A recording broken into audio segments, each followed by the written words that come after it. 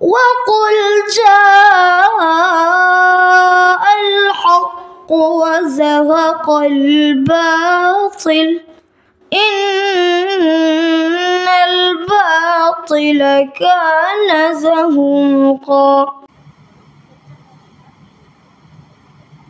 إن الحمد لله نحمده ونستعينه ونستغفره ونعوذ بالله من شرور أنفسنا ومن سيئات أعمالنا من يهده الله فلا مضل له ومن يضلل فلا هادي له وأشهد أن لا إله إلا الله وحده لا شريك له وأشهد أن محمدا عبده ورسوله أما بعد فإن خير الحديث كتاب الله وخير الهدي هدي محمد صلى الله عليه وسلم وشر الأمور محدثاتها وكل محدثة بدعة وكل بدعة ضلالة وكل ضلالة في النار. يا أيها الذين آمنوا اتقوا الله حق تقاته ولا تموتن إلا وأنتم مسلمون. يا أيها الناس اتقوا ربكم الذي خلقكم من نفس واحدة وخلق منها زوجها وبث منهما رجالا كثيرا ونساء واتقوا الله الذي تساءلون به والأرحام إن الله كان عليكم رقيبا. يا أيها الذين آمنوا اتقوا الله وقولوا قولا سديدا يصلح لكم أعمالكم ويغفر لكم ذنوبكم ومن يطع الله ورسوله فقد فاز فوزا عظيما. أعوذ بالله من الشيطان الرجيم. بسم الله الرحمن الرحيم. إن عدة الشهور عند الله 12 شهرا في كتاب الله يوم خلق السماوات والأرض ومنها 4 حرم ذلك الدين القيم ولا تظلموا فيهن أنفسكم. محترم ذمہ داران کے ساتھ اور مسلمان کرام محفل میں موجود علماء کرام اور دین تحقیق حضرات طلباء اور تمام حاضرین السلام علیکم ورحمۃ اللہ وبرکاتہ. قبل اس کے کہ میں اپنی بات شروع کروں آپ سے گزارش ہے جو لوگ باہر بیٹھے ہیں اندر آئے تاکہ کم از کم ان کے نورانی اور بابرکت چہروں کو دیکھ کر کے ہم اپنے ایمان میں تازگی پیدا کر سکیں. مجھے امید ہے کہ ضرور میری درخواست کو قبول فرمائیں گے. اس سے ایک دوسرا فائدہ بھی ہوگا کہ آپ بغیر کسی آڑ اور ووٹ کے سن سکیں گے انشاءاللہ. بچوں سے گزارش ہے اگر آپ بیٹھ کر بیٹھے اطمینان کے ساتھ شور نہ مچائیں. اور دوسری بات کبھی کبھی آیتیں پوچھوں گا راضی ہے نا انشاءاللہ. مکس کر رہے ہیں آپ لوگ جو حافظ لوگ پورا تیار کریں گے بھائی توجہ دینے کے لیے سارا کام کر رہا ہوں. میں نے ایک آیت پیش کی اور یہ آیت شاید اس مہینے میں بار بار سن چکے ہوں گے لیکن میرا موضوع جو ہے وہ ماہ محرم الحرام اور اہل بیت. تو پہلے محرم الحرام اس تعلق سے تھوڑی گفتگو ہو جائے گی. شریعت میں محرم الحرام کو کیا اہمیت اور فضیلت حاصل ہے اور شریعت میں محرم الحرام سے متعلق ہمیں کیا احکامات ہیں. اس کے بعد انشاءاللہ اس محرم الحرام مہینے سے اہل بیت کا کیا واسطہ ہے, کیا دین و شریعت کا واسطہ ہے یا تاریخی اور سماجی واسطہ ہے, انشاءاللہ اس کو بحث کریں گے. اللہ رب العالمین نے جو اس کائنات کا خالق و مالک ہے اور جو اس کائنات کے ہر ذرے سے واقف ہے اور جو انسانوں کو ایسے اصول اور ایسے قوانین اور ہدایات دینے والا ہے جس کے ذریعے سے بندے اللہ رب العالمین کے بنائے ہوئے اس راستے پر چل کر فلاح و کامیابی اور فوز عظیم کے مالک بن سکیں. اللہ رب العالمین نے ان ہدایتوں میں سے ایک ہدایت اور ان کی تاریخ میں سے ایک تاریخ بیان کرتے ہوئے کہا ان عدۃ الشہور عند اللہ 12 شہرا فی کتاب اللہ یوم خلق السماوات والارض. اللہ رب العالمین نے جب سے یہ زمین و آسمان پیدا کیے تب سے سال کے کل کتنے مہینے بنائے گئے بچے؟ جی ماشاءاللہ دیکھیے ہے بچہ ایک توجہ دیے گی متوجہ ہونا چاہیے آپ کا میری طرف ادھر ادھر نہیں.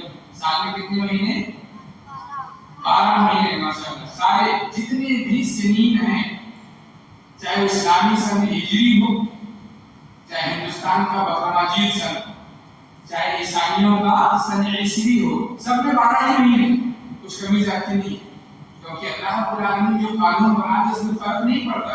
اللہ نے قانون بنا دیا پانی پیو گے پیاس بجھے گی تو کوئی کہنے کہ پانی پینے سے پیاس بڑھتی ہے تو جھوٹ بولتا ہے کہیں نہیں سکتا. اللہ نے 12 مہینے بنا دیے اور کیا کہا منہا اربعۃ حرم اس میں 4 مہینے حرمت والے. میں سمجھتا ہوں کہ آپ اس پر درس بھی سن چکے ہوں گے اور خطبہ بھی سن چکے ہوں گے اس لیے آپ سے میرا سوال اس لیے تاکہ توجہ باقی رہے اور بات زیادہ بہتر ڈھنگ سے میں کہہ سکوں اور آپ سن سکیں توجہ سے. اللہ سے یہ امید رکھتا ہوں کہ اللہ رب العالمین مجھے حق کہنے کی توفیق دے اور وہ اس حق سے ہم سب کو مؤثر بنائے ہم سب کے لیے تاثیر بنائے. کتنے مہینے ہیں بھائی حرمت والے مہینے کے 3 یا 4 ہیں شادی بچہ ہوتا ہے. کون سے ہوتا منہا اربعۃ حرم اس میں 4 مہینے حرمت والے ہے. کوئی بتانے والا؟ ایک تو حرمت والے مہینے سے ہم گزر رہے ہیں ایک اس کے پہلے گزرا اور ایک اس کے پہلے گزرا. اب بتاؤ ذوالقعدہ ذوالحجہ محرم اور چوتھا کون سا ہے؟ جی بہت اچھے ماشاءاللہ کے بچوں کے یاد ان کے استاد محترم انعام کے قابل یاد کرائے بڑی بات ہے. ذوالقعدہ ذوالحجہ محرم اور یہ رجب ہے جو 3 پیدل میں ایک سال کا آخری مہینہ ہے اور ایک سال کا پہلا مہینہ. ان حرمت والے مہینوں میں ذوالحجہ کا مہینہ سال کا آخری مہینہ کہ پہلا ذوالحجہ پہلا ہے یا آخری اور پہلا مہینہ کون سا ہے؟ محرم. اور دونوں حرمت والے مہینے. حرمت والے ہونے کا معنی کیا ہے؟ قابل احترام. حرمت کا معنی قابل احترام. ویسے تو اللہ رب العالمین نے جتنے لمحے پیدا کیے جتنے اوقات ہم کو یہ سب قابل احترام. کسی وقت میں بھی اللہ رب العالمین کی نافرمانی نہیں کر سکتے. ہے گنجائش جو میرا کو گنجائش ہے سنیچر کو گنجائش کس دن گنجائش ہے بھائی؟ اللہ رب العالمین کے احترام سے ہٹنے کی گنجائش ہے کبھی نہیں نا. تو پھر ان کو خاص کیا کیا؟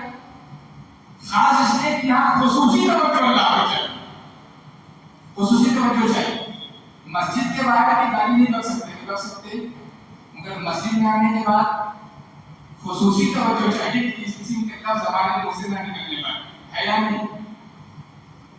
ایسے اللہ رب العالمین نے ان مہینوں کو خاص کر دیا اس میں خصوصی توجہ رکھو کہ ظلم نہ ہونے پائے.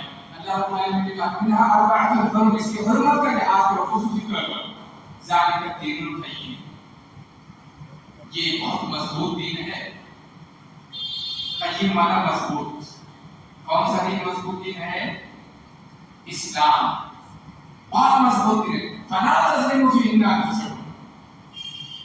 اس مہینے میں جو 4 مہینے حرمت والے دیے گئے اس میں اپنے آپ پر ظلم نہ کرو.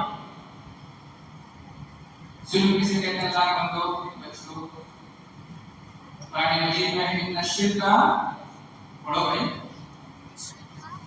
کوئی اور بتائے لظلم عظیم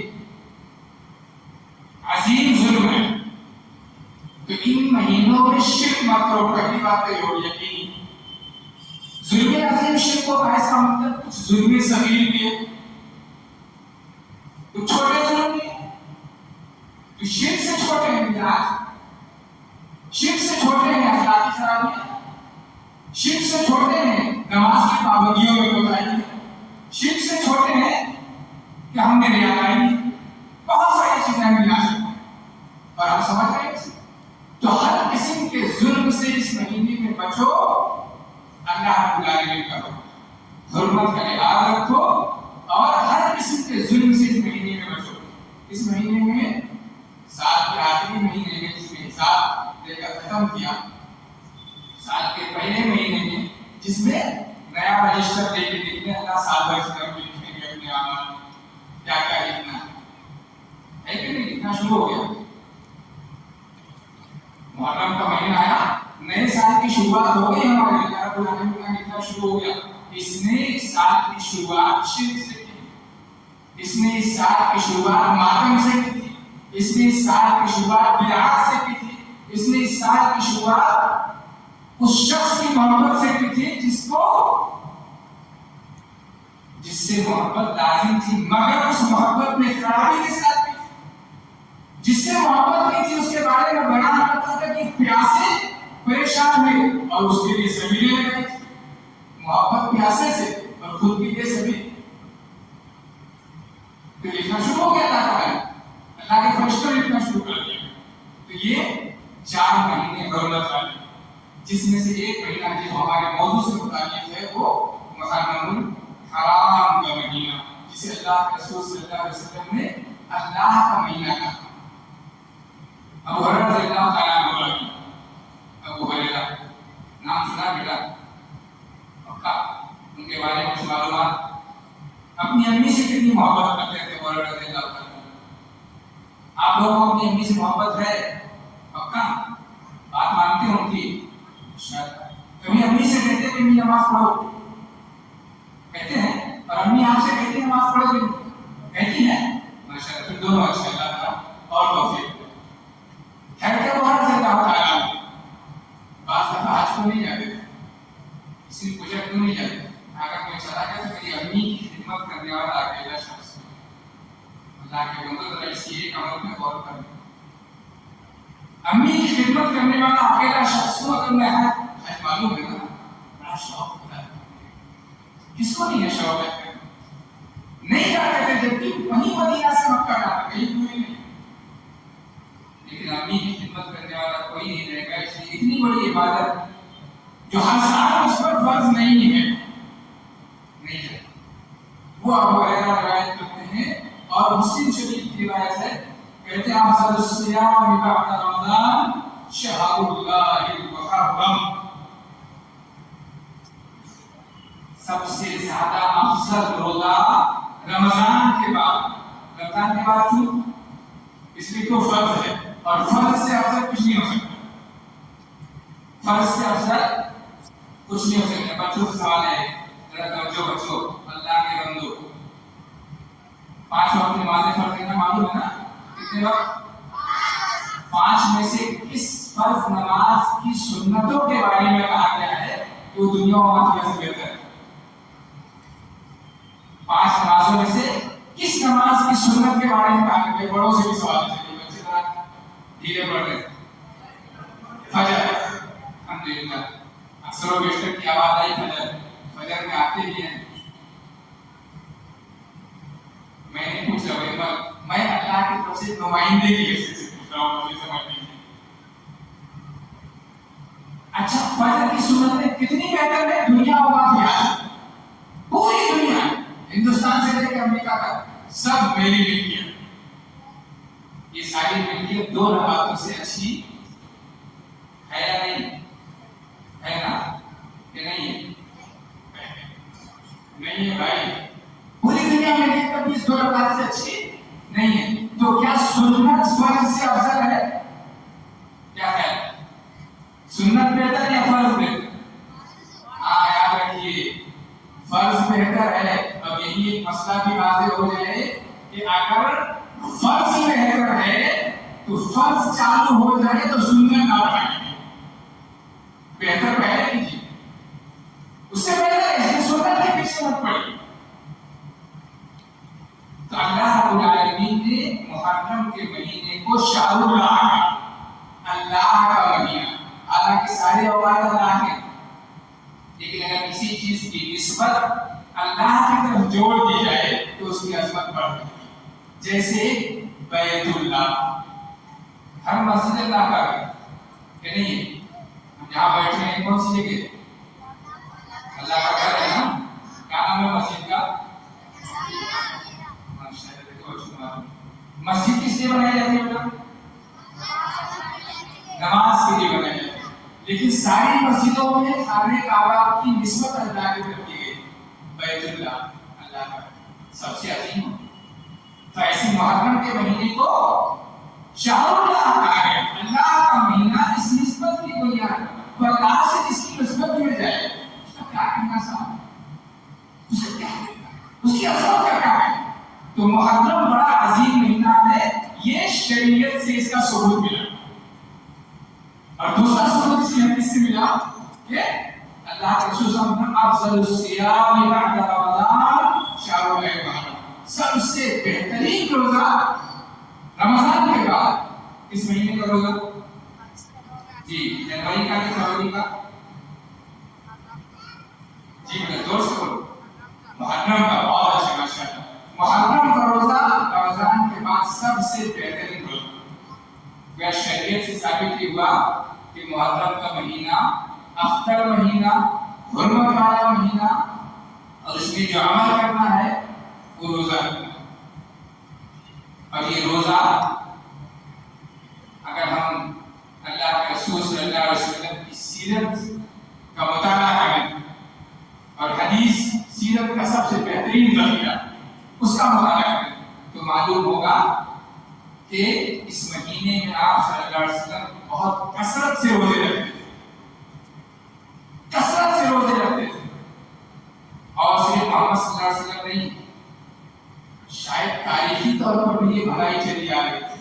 بخاری کی روایت میں ہے، حضرت عائشہ رضی اللہ تعالی عنہا بیان کرتی ہیں کان یوم عاشوراء تصومہ قریش فی الجاہلیہ،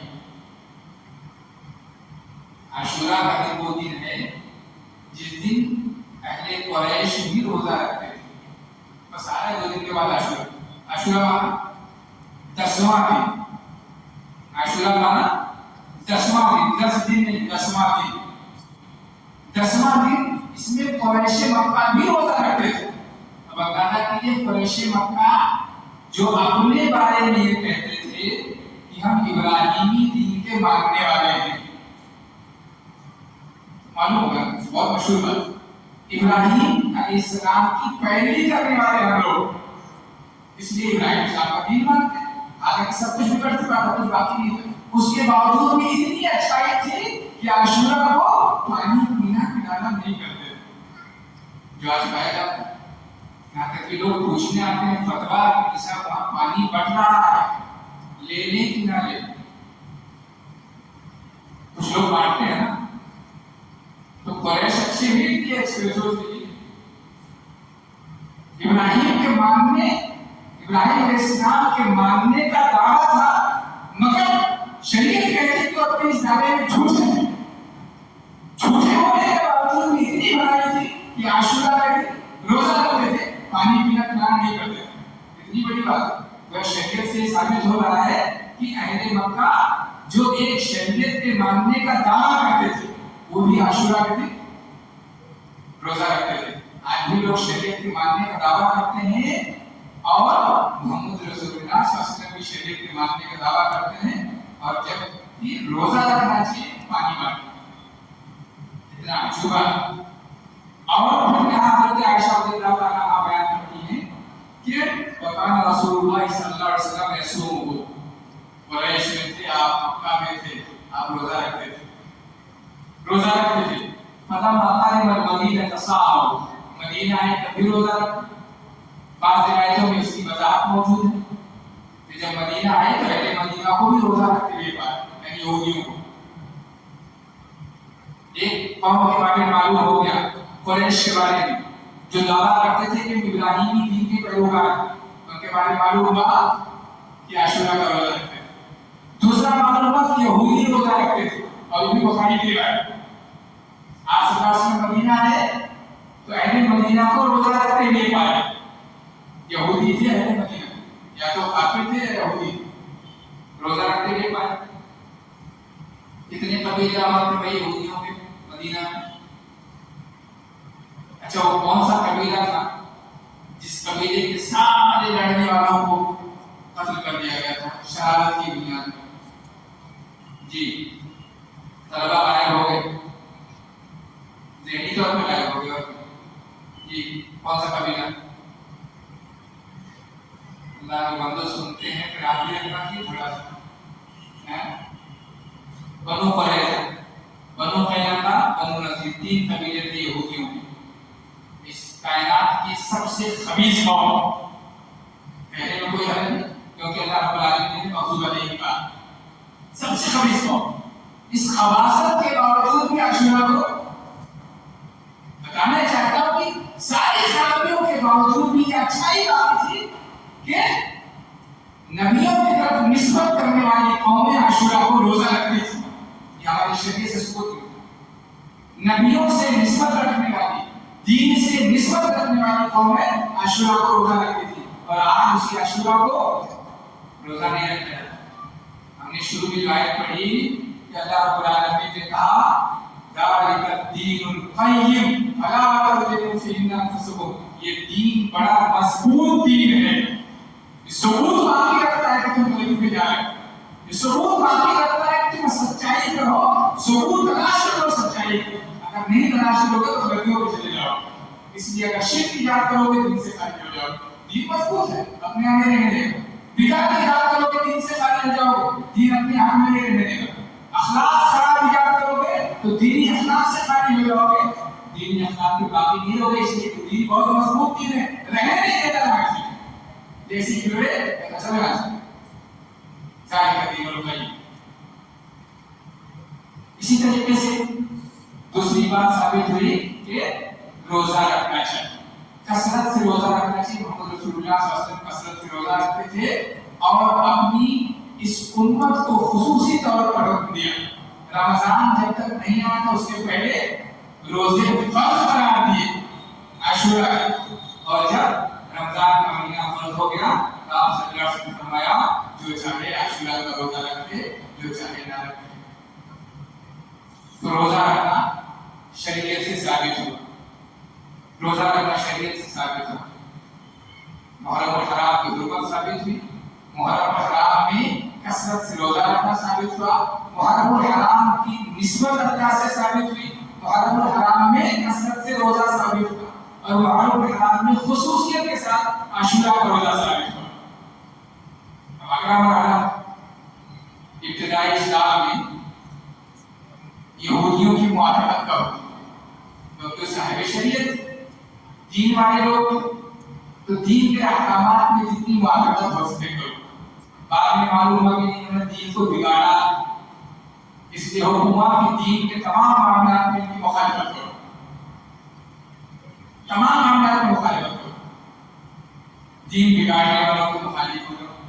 تو یہودیوں کی مخالفت شروع ہوئی. اس لیے آپ صاحب نے فرمایا خالف الیہود، عاشورہ کا روزہ تو رکھو مگر یہودیوں کی مخالفت کرو اور نو روزہ بھی رکھو.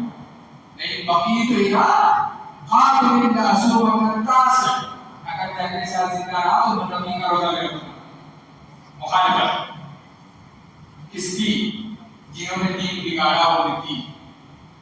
تو آج بھی جو دین بگاڑے ہیں اگلا جملہ آپ سے سننا چاہتے ہیں، ان کی موافقت کی جائے یا مخالفت؟ اگر دین بگاڑ رہے ہیں، شریعت نے کہا کہ یہ حرمت والا مہینہ یعنی اس میں اپنی عزت کا بھی خیال رکھو، شریعت کا عزت کا بھی خیال رکھو، دین کی عزت کا بھی خیال رکھو، نبی کی عزت کا بھی خیال رکھو، صحابہ کی عزت کا بھی خیال رکھو، اللہ کی ہدایتوں کی عزت کا بھی خیال رکھو. اور ہم نے کہا اپنی عزت بھی گئی، چھری مارے، دین کی عزت بھی گئی. دین نے کہا تھا حرمت کا لحاظ رکھنا، کیا نبی نے منع کیا تھا، ہم نے اس کے خلاف کیا، نبی کی حرمت کا لحاظ نہیں. صحابہ نے نہیں کیا تھا، ہم نے صحابہ کے خلاف راستہ پر چل کر صحابہ کی حرمت کا لحاظ نہیں کیا. تو ایسے لوگوں کی مخالفت ہونی چاہیے، ایسے لوگوں کی مخالفت ہونی چاہیے. دین نے گویا سکھایا کہ محرم حرمت والا مہینہ، روزوں والا مہینہ، اللہ کا مہینہ، اس مہینے میں کثرت کے ساتھ روزہ رکھا جائے، خصوصاً عاشورہ اور تاسوعہ کا روزہ رکھا جائے. یہ اس محرم الحرام کی حرمت معلوم نہیں سی. مگر افسوس یہ انسان جسے لذت پرست اللہ نے بنایا ہے ہمارے گھر رکھی ہے اللہ تعالیٰ نے آزمائش کے لیے رکھی. یہ دنیا دی ہی آزمائش کے لیے. تو اس آزمائش میں خواہشات بھی رکھتی ہے. اور خصوصاً دیکھیے آپ غور کرتے ہیں کہ سماج میں غور کیجیے جو نئی چیزیں دین میں ایجاد کرتے ہیں اس کو بڑے شوق سے کرتے ہیں. وہ بھولنے نہیں پاتے. انسان اپنے طور پر جو قانون بناتا ہے اس پر زیادہ چلنے کی کوشش کرتا ہے. کچھ دنوں میں ڈے گزرا فادرس ڈے. مجھے تو معلوم ہی نہیں کسی نے یاد دلایا کہ ابھی فادرس ڈے گزرا ہے فلانے نے اپنے باپ کے لیے یہ اسٹیٹس لگایا. اسٹیٹس لگا کے خوش ہو گئے کہ ابا کو خوش کر دے گا. ابا کے نام پر یہ دن منا لیا میں نے. کیا منا لیا؟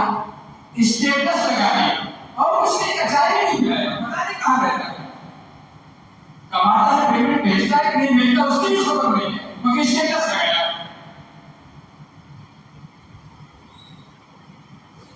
بات یہ نکلی کہ حرمت والا مہینہ اس کو ماتم والا مہینہ بنایا.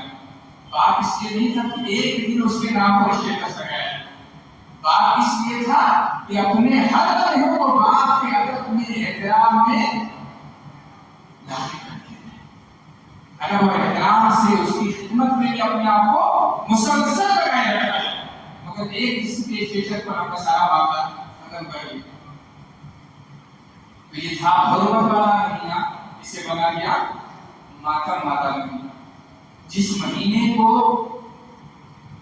اللہ رب العالمین نے موسیٰ علیہ السلام پر انعام کرتے ہوئے انعام کا مہینہ بنایا تھا. یہ بھی حدیث سے ثابت ہے. جب اللہ نے جو آپ کو حدیث سنایا کہ آپ صلی اللہ علیہ وسلم مدینہ آئے, مدینہ میں یہودیوں کو روزہ رکھتے ہوئے پایا تو پوچھا کیوں روزہ رکھتے ہو؟ تو کہا جس دن موسیٰ علیہ السلام کو فرعون سے نجات ملی تھی اس لیے ہم شکرانے کے طور پر روزہ رکھتے ہیں. موسیٰ علیہ السلام کی اتباع گویا شکرانے کی بھی اتباع ضروری. نبی کی اتباع کے بغیر شکرانہ تو یہ خوشی کا مہینہ تھا کہ رام کا مہینہ خوشی کا مہینہ والا.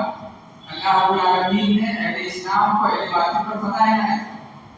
موسیٰ علیہ السلام اہل حق موسیٰ علیہ السلام اہل حق میں سے ہیں. دمے کچھ نہیں میں سے کہ نہیں کتنے دمے کچھ تھے بھائی. موسیٰ علیہ السلام کے زمانے میں بادشاہ کون تھا بیٹا جی؟ فرعون کیسے ستاتا تھا بنی اسرائیل کو؟ کیسے ستاتا تھا؟ بنی اسرائیل کے بچوں کو کون ذبح کرتا تھا؟ نہیں پڑھے چلیے جانتے بڑے جانتے بچوں کو ذبح کرتا اور عورتوں کو زندہ رکھتا اس لیے تاکہ ان کی عزت میں اضافہ کیا جائے. اور یہ چیز آپ پوری کائنات میں ہو رہا ہے. گویا اس وقت جس طریقے سے یہودیوں نے اپنے نبی کی موافقت کر کے اللہ کو راضی کرنے کی کوشش کر کے دنیا میں بلندیاں حاصل کرنے کا طریقہ ایجاد کیا, ہم مومنوں پر بھی لازم ہے کہ ہم اپنے نبی کو اپنے اوپر لازم کر کے اس دنیا میں بلندی کا, عزت کا, کامیابی کا طریقہ بنائیں تاکہ کامیاب ہو. کامیابی کہیں نبی کے راستے پہ چلنا. اور نبی نے کیا کہا تھا پھر کہ اے یہودیوں انا احق بموسیٰ منکم, میں موسیٰ کا تم سے زیادہ آتا ہوں. میں موسیٰ کا تم سے زیادہ آتا ہوں. اگر موسیٰ کو انعام ملا اور تم خوشی میں روزہ رکھتے ہو تو موسیٰ کے اس انعام پر خوشی میں روزہ رکھنے کے حقدار ہم زیادہ ہیں, اس لیے روزہ رکھنا چاہیے. اب خرابی کیا ہوئی؟ خرابی یہ آئی کہ ہم نے موسیٰ علیہ السلام کی طرف رہنے کے بجائے اپنے آپ کو پلٹ کر فرعون کی طرف رکھنا شروع کر دیا.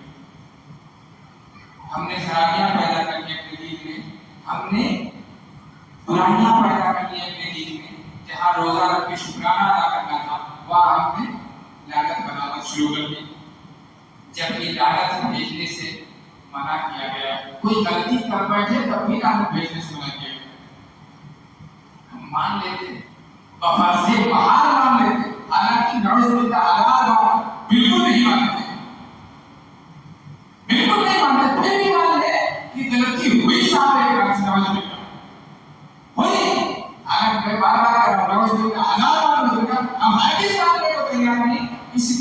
اگر ان سے غلطی ہوئی ان کا معاملہ اللہ کے ہاتھ میں. ہم مالک اور خالق نہیں ہیں, ہم حساب دینے والے نہیں. اللہ نے ان کے بارے میں کہا ان کی طرف ان کے تعلق سے اپنی زبان بند رکھو تو اپنا رکھو, ان کے تعلق سے کچھ نہیں بول سکتے. اس لیے کہ ابھی آپ نے سنا اور کہتا ہوا آنے والا مالک وہ ہے, وہ راضی ہے, تو ہمارا آپ کا کیا حق کیا ہے؟ مسجد میری ہے, مسجد میرا, مسجد کو نہیں کہہ سکتا میرا گھر ہے, میں آپ کو نہیں گھسنے دوں گا, کیا کر لیں گا؟ میرا گھر ہے, میں آپ سب کی دعوت کروں گا, سب کو بٹھا کے دوں گا, کوئی کیا کرے گا؟ کسی کو کیا ہے؟ یہ کائنات اللہ رب العالمین کی ہے. اللہ نے کہا صحابہ کرام کے بارے میں میں راضی, اللہ راضی. بقیہ کو کیا کیوں جلن ہو رہی ہے؟ اللہ راضی. تو اللہ رب العالمین اگر راضی ہے تو ان سے غلطیاں نہیں, ڈھیر ساری غلطیاں ہوں, ہم لعنت نہیں دے سکتے. دلیل بخاری کی آیت ہے, ابو ہریرہ رضی اللہ تعالیٰ عنہ کہتے ہیں کہ ایک صحابی تھے. کوئی صحابی ہونا اس بات کی علامت نہیں کہ وہ غلطیوں سے مبرہ ہے, غلطیوں سے مبرہ صرف نبی ہوتے ہیں. غلطیوں پر باقی نہیں رہنے دیا جاتا, صرف نبیوں کو. صحابہ کرام سے جو غلطیاں ہو سکتی ہیں. اور ایک صحابی ہے رضی اللہ عنہ, شراب کی عادت پڑی ہوئی تھی, نہیں چھوڑتی. شراب کی لت کے باوجود میں ایک دوسرا واقعہ بھی سناتا ہوں, پتہ نہیں مجھے یہ چاہیے. شراب کی لت کے باوجود اسلام سے محبت کس قدر تھی, اس واقعے سے اندازہ کیجیے آپ پہلے. پھر میں دوسری بات سناتا ہوں. ایک ابو محجن ثقفی رضی اللہ تعالیٰ عنہ جنگ میں شریک, شراب پینے کے جرم میں قید کر دیا گیا. شراب پینے کے جرم میں قید ہے, اور جنگ کی طرف جب قید کی جالیوں سے دیکھتے تو مسلمان شکست کا پیچھے ہٹ رہا. اب یہ غصے کے بشاش کرتے ہیں, کاش میں پڑھ جاتا تو پتہ نہیں کیا کرتا. اسلام سے اتنی محبت ہے, لیکن غلطی ہے, بندہ غلطی ہوتا ہے, بھی رکھی ہے, قید کی ہوئی ہے, آخر چھوڑا جاتا ہے. لبیک لبی کہانی ہے, اور جس طرف رخ کرتے ہیں دشمنوں کے قائم بن جاتے ہیں. یہاں تک کہ جب بعد میں حضرت سعید بن وقاص کہتے ہیں بھئی یہ تو ابو محجن لگ رہا ہے, لیکن اس کو تو میں نے قید کر رکھا, گیا کہاں سے؟ بعد میں پتہ چلتا ہے کہ یہ تو کسی بہانے چھوڑا گیا تھا. کہتے ہیں اللہ کی قسم اب تمہیں قید نہیں کروں گا, چاہے اتنا بھی ہو. تمہیں اسلام سے اتنی محبت, تو کہا اللہ کی قسم جس اسلام کو میں گھٹتے ہوئے دیکھ رہا تھا صرف اس لیے کہ شراب پیتا تھا, آج کے بعد میں بھی شراب کو ہاتھ نہیں لگا سکتا. کوئی نہیں, اسلام سے اتنی محبت تھی.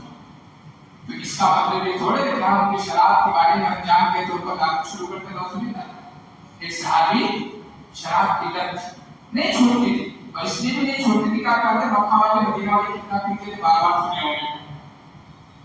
تو جب پکڑ کے لائے جاتے شراب کے جرم میں 80 کوڑے سزا, اس زمانے میں سزا متعین نہیں ہوئی تھی, تو یہ ہوتا تھا وہ پیٹ. صحابہ کرام پیٹتے تھے, کوئی مکہ مارتا, کوئی کوڑا مارتا, کوئی چپل جوتے سے مارتا, جو بھی جب سے پیٹنا شروع کیوں کیا ہے, کیوں کیا ہے پٹائی. کیا خیال ہے بات کرنے والوں کی پٹائی کی ہے نہیں نا, سنے ذرا سے. تو پٹائی صحابہ کرام پیٹتے تھے. اسی پیٹنے کے دوران ایک صحابی کے منہ سے نکلا اللہ, اللہ اسے رسوا کرے, بار بار بار کھاتا ہے, بار بار پی کے آتا ہے, اللہ رسوا کرے. چھوٹا لفظ رسوا. ہمارے یہاں تو ابھی آپ نے سنا شیخ مجبور تھے بیچارے کی بہت تفصیل نہیں کر سکتے تھے, ورنہ اس امت کے صدیق کو, اس امت کے فاروق کو, اس امت کے غنی کو, اس امت کے امین, اس امت کے 5ویں خلیفۃ المسلمین کسی کو بخشا نہیں. اس امت کی ماں کو, سب سے پیاری ماں حضرت عائشہ کو الزام دیتے ہیں کہ اگر ہماری حکومت آئی تو ہم انہیں قبر سے نکال کر سنسار کریں گے. نعوذ باللہ, ہزار بار. ایک چھوٹا سا جملہ کہنے کی رسول کی اجازت نہیں دی, شرابی صحابی کے بارے میں اجازت نہیں. ان جن کا نام میں نے لیا سعود بن شریف, ابو بکر صدیق رضی اللہ تعالیٰ عنہ حالت کفر میں بھی کبھی نہیں کرتا, کبھی نہیں کرتا حالت کفر میں. لوگ کہتے تھے بھائی لذت دے دنیا آپ ہی لے لو. کیا کہتے تھے کہ جس چیز کے پینے سے اپنی آپ سلامت نہ رہے, اپنا مزاج سلامت نہ رہے, اپنا ہوش سلامت نہ رہے, میں اسے کیسے استعمال کر سکتا ہوں. حالت جہالت میں بھی جہالت, حالت جہالت میں جس صدیق کو اتنی عظمت حاصل ہے, اتنی عظمت حاصل ہے, جس فاروق کو اتنی عظمت حاصل ہے کہ اللہ کے رسول صلی اللہ علیہ وسلم کبھی کبھی کوئی واقعہ پیش کرتے, کوئی ایمانی معاملہ پیش کرتے اور کہتے کہ تم لوگ مانو چاہے نہ مانو, میں اس پر ایمان رکھتا ہوں. ابو بکر ایمان رکھتے ہیں, عمر ایمان رکھتے ہیں. یعنی ان دونوں کی غیر موجودگی میں ان کے ایمان کی گواہی دی جا رہی ہے. ان کے بارے میں کہا جاتا ہے کہ یہ مرتد ہو گئے. اس ماہ محرم میں جس کی نسبت اللہ سے ہے, جس کے بارے میں اللہ نے کہا کہ حرمت والا کہنا, اس کی حرمت کا خیال رکھنا, نبی کی حرمت کا خیال رکھنا, صحابہ کی حرمت کا خیال رکھنا, اپنے آواز اور الفاظ اور اپنے اخلاق کی حرمت کا خیال رکھنا, سب ختم کر دیا. تو صحابی کو پیٹتے ہوئے کسی نے کہا اخلاق اللہ آپ کو رسوا کرتے. آپ صلی اللہ علیہ وسلم فرمایا لا تقولوا بنا تعین علیہ الشیطان, شیطان کی مدد مت کرو. اور آج ہم لوگ بغا بازی کر رہے ہیں, کس کی مدد ہو رہی ہے؟ اگر پینے والے کو لعنت نہیں کی جا سکتی, جس نے پیا ہی نہیں اس کو کچھ کہا جا سکتا. وہ ہماری پیاری ماں جسے ہم عائشہ صدیقہ کہتے ہیں, جس کی برات اللہ رب العالمین نے آسمان سے نازل کر, اب بھی اعتبار نہیں, اعتراض ہے. تو گویا اللہ پر اعتبار نہیں, اللہ پر اعتراض, اللہ پر اعتراض. کیا حضرت عائشہ اہل بیت میں سے نہیں ہیں؟ خیر, اب آخری باتیں اس سالوں سے اس بات پر چلتے ہیں کہ آخر محرم الحرام کا تعلق اہل بیت سے کیا ہے. ہم نے ابھی تک جتنی باتیں بتائی اس میں کوشش کیا کہ محرم الحرام کا تعلق شریعت سے کیا. پھر میں دوہرا لیتا ہوں, محرم الحرام کا تعلق شریعت سے یہ کہ اللہ رب العالمین نے اسے حرمت والا مہینہ بنایا, یعنی اس میں ہر ایک کے احترام کا لحاظ رکھنا. دوسری چیز, اللہ رب العالمین نے محرم الحرام کی نسبت اپنی طرف میں نبی کے واسطے, نبی نے کہا اللہ کا مہینہ شریعت سے ظاہر. تیسری چیز معلوم ہوئی محرم الحرام میں کثرت سے روزے رکھنا. چوتھی چیز معلوم ہوئی خصوصاً عاشورہ اور تاسوعہ کے بدلے شریعت مکمل ہو کہ اس کو کوئی باقی رہا. شریعت مکمل. اب جب شریعت مکمل ہو گئی اور شریعت کی تکمیل میں اہل بیت تو دور کی بات, اہل بیت دور کی بات, محمد رسول اللہ صلی اللہ علیہ وسلم کو بھی اختیار نہیں ہے کہ شریعت میں کسی ایک حکم میں معمولی سی گنجائش پیدا کرے, تھوڑا سا فرق پیدا کرے. قرآن مجید میں اللہ رب العالمین نے سورہ الحاقہ میں فرمایا وَلَوْ تَقَوَّلَ عَلَيْنَا بَعْضَ الْأَقَاوِيلِ لَأَخَذْنَا مِنْهُ بِالْيَمِينِ ثُمَّ لَقَطَعْنَا مِنْهُ الْوَتِينَ فَمَا مِنْكُمْ مِنْ أَحَدٍ عَنْهُ حَاجِزِينَ وَإِنَّهُ لَتَذْكِرَةٌ لِلْمُتَّقِينَ. یہ بہت فیصلہ کرنے والی فیصلہ بنائے اس سلسلے میں.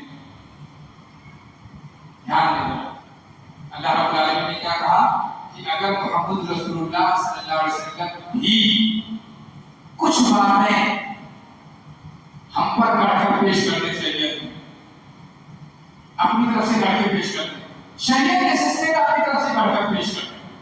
اچھا ایک بات بیچ میں ذرا تاکہ توجہ آ جائے, محمد صلی اللہ علیہ وسلم نے کھانے پینے کی چیزوں میں سے کون سی چیز اپنے اوپر حرام کر دی تھی؟ تو اللہ نے کہا تھا یا ایھا النبی لما تحرم ما احل اللہ لک, اے اللہ کے رسول آپ نے اس چیز کو کیسے حرام کر دیا جسے اللہ نے حلال کیا تھا؟ کون سی چیز تھی؟ شہد. بہت مشہور بات. وہ اتنا اختیار نہیں ہے کہ امت تو چھوڑو اپنے اوپر بھی حرام کرے, اتنا بھی اختیار نہیں. تو جس شریعت کے لانے والے نبی کو شریعت میں کوئی اختیار نہیں, کیا اس کے اہل بیت کو ہے؟ اچھا اہل بیت نے کچھ نہیں کہا، اہل بیت کے واسطے سے آپ کچھ اختیار نہ کر تو کاؤنسلنگ کا گنجائش ملتی ہے نہیں. تو گویا اہل بیت کا شرعی قوانین سے مطابق کوئی رابطہ اور واسطہ نہیں. اہل بیت کا اس مہینے کی شریعت سے کوئی واسطہ نہیں. مہینے کی شرعی قوانین سے کوئی واسطہ نہیں. اگر کوئی واسطہ ہے تو تاریخی واسطہ، تاریخی واسطہ. اور تاریخ سے شریعت نہیں بنتی، تاریخ سے شریعت نہیں بنتی کہ تاریخ میں حوالہ کرتا ہے، حوالہ کرتا ہے، حوالہ کرتا ہے. اس سے شریعت نہیں بنتی. اور وہ بھی ہجری 60 میں 10 محرم ہجری 60 میں حضرت حسین رضی اللہ عنہ شہید ہوئے. تو 60 سال پہلے جو شریعت مکمل ہو گئی تھی، پھر سے توڑ کر اس کا دروازہ نیا دروازہ بنا کر نئی نئی چیزیں داخل کرنے کی گنجائش ہے. بات یاد رکھیے گا، نبی کو گنجائش نہیں. نبی کچھ بھی تبدیلی نہیں کر سکتا. امت چھوڑو، اپنے لیے بھی تبدیلی نہیں کر سکتا. اپنے لیے شہدان کا امت کے لیے نہیں کیا تو اپنے لیے نہیں کر سکتا نبی. تو کیا نبی کے امتی باتیں کر سکتے؟ ہرگز نہیں، کوئی گنجائش نہیں. تو گویا ماہ محرم کی دینی حیثیت اور اہمیت سب طے ہے. اس سے اہل بیت کا کچھ لینا دینا نہیں. اور اگر ہے تو تاریخی حیثیت ہے، شرعی حیثیت کچھ نہیں. تاریخی حیثیت میں بھی ہجری 60 میں حضرت حسین رضی اللہ عنہ کی شہادت کا واقعہ پیش ہے. کیا اس سے پہلے کوئی شہید نہیں ہوا؟ کیا ان کی شہادت پر اللہ کے رسول صلی اللہ علیہ وسلم نے ماتم کا حکم دیا؟ جی سنیں. اچھا کون سی جنگ ہے جس میں 70 صحابہ کرام شہید ہو گئے؟ غزوہ احد. 70 صحابہ، چھوٹی تعداد ہے. ان 70 صحابہ کرام میں ایک صحابی سید الشہداء بھی تھے. ہے کوئی بتانے والا کون تھے؟ سید الشہداء نام بتائیں گے؟ یہ حضرت حمزہ رضی اللہ تعالیٰ عنہ. کبھی کسی کے مرنے پر محمد صلی اللہ علیہ وسلم کو شوق نہیں ہوا کہ کوئی روئے. ذرا دھیان دیجیے. لیکن جب حضرت حمزہ شہید ہوئے اور غزوہ احد کے میدان سے محمد رسول اللہ صلی اللہ علیہ وسلم مدینہ واپس آئے، حضرت حمزہ سے بڑی محبت تھی کیونکہ آپ کے چچا بھی تھے اور رضائی بھائی بھی تھے. بڑا خاص بھی رکھتے تھے. اتنی محبت تھی حمزہ کو کہ مکہ میں خبر لگی کہ میرے بھتیجے کو کسی نے گالی دی ہے، اپنی نیزہ نکالا کر تیری ایسی کی تیسی میرے بھتیجے کو گالی دے گا. پورا مکہ ایک وقت حمزہ ایک وقت اپنے بھتیجے کے لیے بدلا لے لیا.